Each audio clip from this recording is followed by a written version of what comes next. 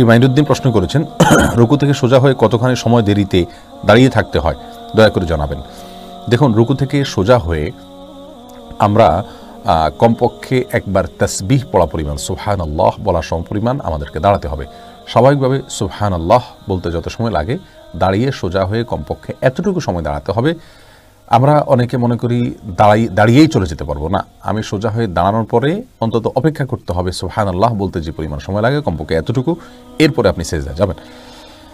এরপরে প্রশ্ন দেখতে পাচ্ছি রেজাউল করিম, আপনি প্রশ্ন করেছেন, ইমাম যখন নামাজ শুরু করে দেয় তখন মুক্তাদির কি এ অবস্থায় সানা, আউযুবিল্লাহ, বিসমিল্লাহ পড়তে হয় কিনা? ভাই রেজাউল করিম, ইমাম যখন সালাত শুরু করে দিবেন তখন আপনাকে আউযুবিল্লাহ, বিসমিল্লাহ আপনি পড়বেন না, বরং ইমামের কেরাত আপনি শুনবেন যদি ইমাম তেলাওয়াত শুরু করে দেন তাহলে সেক্ষেত্রে। আর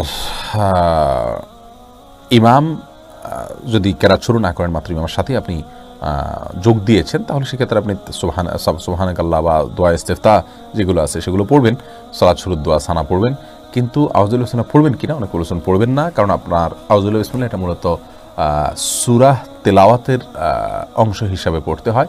যদি জাহরি সালাত হয়, ইমাম যেহেতু পড়ছেন অতএব আপনি শুনবেন। আর যদি একাকী সালাত হয় তাহলে সেক্ষেত্রে আপনি সূরা ফাতিহা পড়ার শুরুতে আপনার পড়ার প্রয়োজনে আপনি অবশ্যই সূরা ফাতিহার আগে আউযুবিল্লাহ বিসমিল্লাহ পড়বেন।